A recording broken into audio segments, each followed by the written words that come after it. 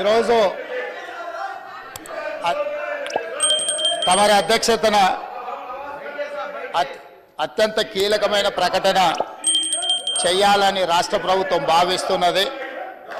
కొన్ని దశాబ్దాల నుంచి మాదిగ ఉపకులాలకు సంబంధించిన లక్షలాది మంది యువకులు ఎస్సీ రిజర్వేషన్లలో ఏబిసిడి వర్గీకరణ కోసం వాళ్ళు పోరాటాలు చేస్తున్నారు. 27 సంవత్సరాల నుంచి ఉమ్మడి రాష్ట్రంలో కానీ ప్రత్యేక తెలంగాణ రాష్ట్రంలో కానీ ఏబిసిడి వర్గీకరణ మీద మాదిగ ఉపకులాల యువకులు పోరాటాలు చేయడం జరిగింది. వారి పోరాటాల ఫలితం ఒకనాడు ఇదే శాసనసభలో మాదిగ ఉపకులాల వర్గీకరణ కోసం వాయిదా తీర్మానం ఇస్తే నాతో పాటు ఆనాటి శాసనసభ్యుడు సంపత్ కుమార్ను కూడా ఈ సభ నుంచి బహిష్కరించడం జరిగింది.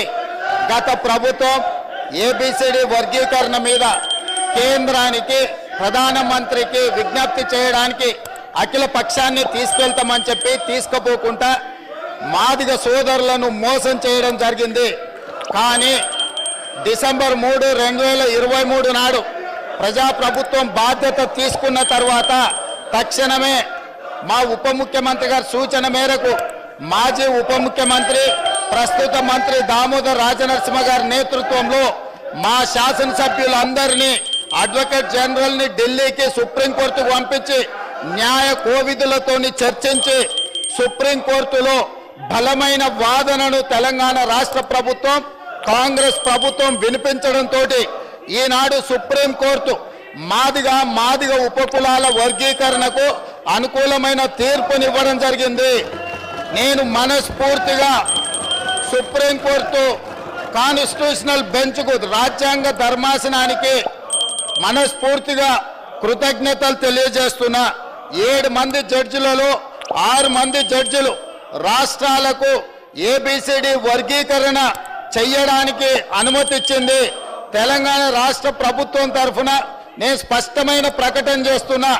దేశంలోనే అందరికంటే ముందు బాగానే నిలబడి తెలంగాణ రాష్ట్ర ప్రభుత్వం ఏబిసిడి వర్గీకరణ అమలు చేసే బాధ్యత మా మిత్రులు మా మంత్రివర్గ సహచరులు మేమందరం తీసుకుంటాం. అవసరమైతే ఇప్పుడు ఇచ్చిన ఉద్యోగ నోటిఫికేషన్లలో కూడా వర్గీకరణను అమలు చేయడానికి అవసరమైతే ఆర్డినెన్స్ తీసుకొచ్చి మాదిగ సోదరులకు న్యాయం చేసే బాధ్యత మేము తీసుకుంటాము.